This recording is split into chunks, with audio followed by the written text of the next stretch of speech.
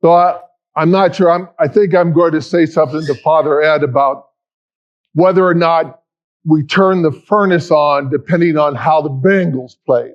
But I'm not sure. So I apologize. It's pretty cold in here this morning. So hopefully we warm up a little bit. I'd like you this morning to kind of think back in your memories. Particularly, recall a day when you graduated from school, right? Maybe it's just for the kids, maybe it's 8th grade or high school. Some of it's college, right? And kind of recall the conversations that were taking place at that time of graduation, right? People would come up to you and ask you the question, so now, what are you going to do with the rest of your life, right? What are you going to do now that you've graduated? And for the most part, our friends and families who ask that question, they're just interested in knowing a little bit about your life, about our life. That question coming from our parents has a bit more serious tone to it, right? It has a tone of accountability. Now that you've graduated, how are you going to use the gifts that I have entrusted to you in your life? It's a bit scary, And that's the same thing that we hear in the parable this morning about the king who has entrusted great gifts to his servants and expected them to use their talents to increase those gifts, to make those gifts fruitful. And we are going to be held accountable for the gifts that we've been given, right?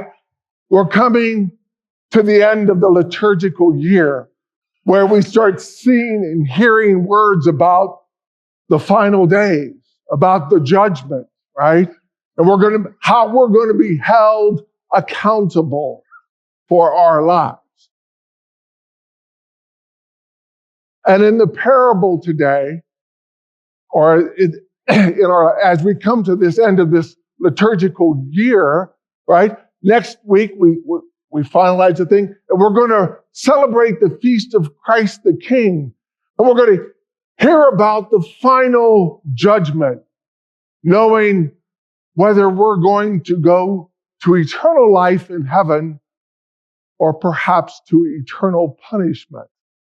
It's a pretty scary thought. But today's parable is not meant to be scary for us. It's meant to be encouraging for us. Christ encourages us to use the gifts we have in order to spread the gospel. Those are the gifts he's entrusted to us. And unlike the master of those servants who gave them the gifts and then went away, God is with us each and every day, day after day, year after year, entrusting to us his word and his grace so that we can become fruitful servants, bearing fruit for the kingdom. So how is it that we are to bear that fruit? What does it mean to bear fruit for the kingdom? Well, the church teaches us, and Christ teaches us this, that first and foremost, we must learn to show mercy. And we show mercy through those, the corporal and spiritual works of mercy.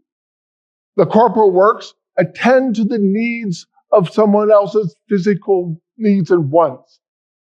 Hunger, thirst, clothing, shelter, to be with them when they're sick or in prison, to pray and take care of the dead. Those are the corporal works of mercy. The spiritual works of mercy, having empathy and compassion, praying for one another, admonishing one another to be the best version of the person we can be. Those spiritual works of mercy are incredibly important as we journey with one another in this life.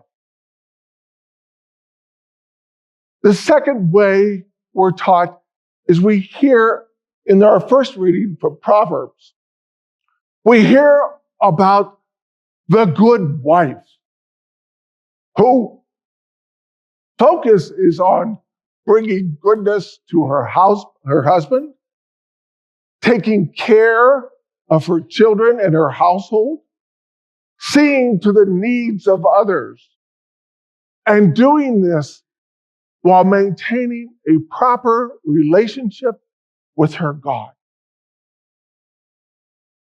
The virtues of a good wife. And while Proverbs teaches us about being a good wife, those same elements, those same virtues apply to all of us. So as we go through life, we must learn to be merciful, to act on that mercy, and to grow in virtue so that we can bear fruit for the kingdom. And when it comes to Judgment Day, we do not have to be frightened about God's judgment. For we can be confident, just like the two servants were confident who came before the master, right? Who had done their work, who had used their talents, who had brought and bore fruit. And we will hear God say, "Well done, my good and faithful servant. Come and share your master's joy."